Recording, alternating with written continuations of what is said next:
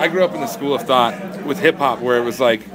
you dug for samples, you found things that like were really obscure and you used them in interesting ways and you kind of manipulated it. And so for me, it's like rather than making my songs that I use samples in remixes of old songs and like reinterpretations of like 20 different, 30 different pieces of just different parts, and it kind of becomes this like amalgamation of just like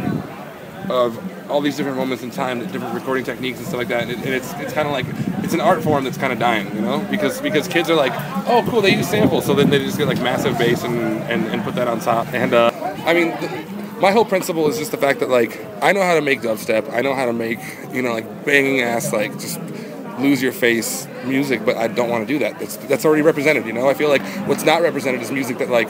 people can live by on a day-to-day basis and feel like they're connected to, which is why I got into music. It's just like I was, you know, before I ever went to a show, before I ever touched an instrument, before I ever knew what went into making music, I was moved by it. Before I ever knew what love was, I knew what a love song felt like, you know, and it made my heart like feel heavy, you know, and like I wanna perpetuate that rather than just like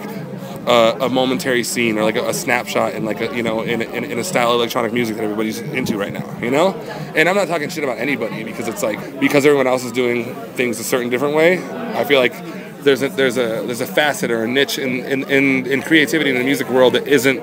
filled by just making dubstep remixes, you know, and like by just putting like hip hop acapellas on top of trap songs, you know. I'm more concerned with like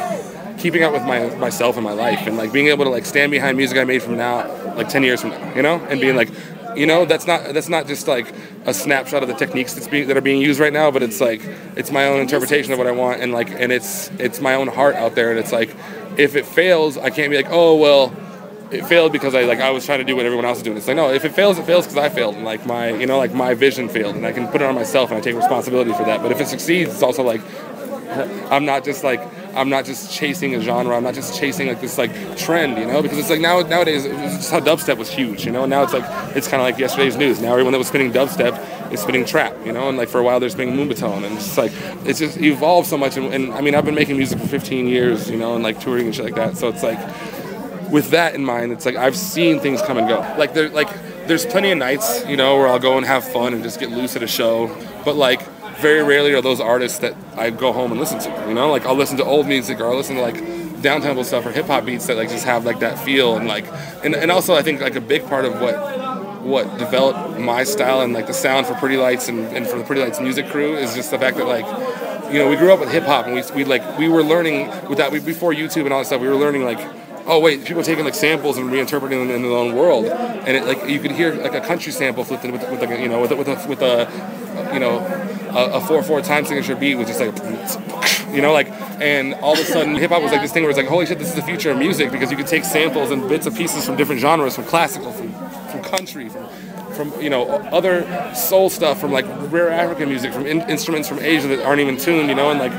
but like make it to a beat, and it doesn't have to be 4/4, it can be 3/4, whatever. But to me, it was just like, holy shit, this is the future, because it's like it's a genre, but it's not defined by a genre, because you can use any other genre and incorporate it, and all of a sudden you can like collage it. You know, I can take a big band record and get a horn section for like 2 seconds, and I can take like a funk song and get a stab, or like a little guitar rake, and I can take like the hi-hats from like a break beat from a rock band and all this stuff, and like take these moments that like would have never in history come together in that way, because to mic those things up that way and like make everything sound the way it was in the 1930s and the 40s and the 60s and 70s and different sessions, and like put it all together, like it's taking what's going on in the past and turning it into the future. And like we're borrowing from the past, but at the same time it's like the stuff I try to borrow from aren't songs that people like. It's like, no, it's like the reason why like Pretty Lights, when we started doing that shit, like we gave away for free, is just because like, you know, we weren't trying to make money off this music. We were just trying to make music and get it out there. And like eventually, if we start touring and doing shows, the money came. But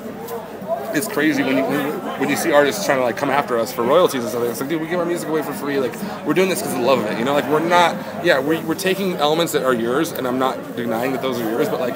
we're not trying to sell those to anybody. I'm making music for myself. You know, like, and it's like I would be making this if I didn't do shows. If there was nothing else in the world except for my records and my MPC, I would be still making beats. You know, and like, it has nothing to do with like trying to jack people or trying to like, oh, this is great, I'm gonna steal this person's idea. It's just more like you hear these potentials in like other songs, and you're like, man, this could be brought into these kids that have never heard of Minnie Riperton or you know, like or Barbara Mason or stuff like that. And it's and you bring these people that like I grew up like like seeking their records as a hip hop head. You know? So for me, it's like being able to give these records a second chance and give like this music a second spin in your own life and give these kids a chance to like have what I grew up with and what I like loved hearing those soul samples and finding them, like, oh, this is where Jay Dilla got this from, or like, oh man, like this is what Pete Rock used for this break. You know, it's like being able to do that again and like recreate it and make it relevant now, but without losing the soul of it. Like that's my mission.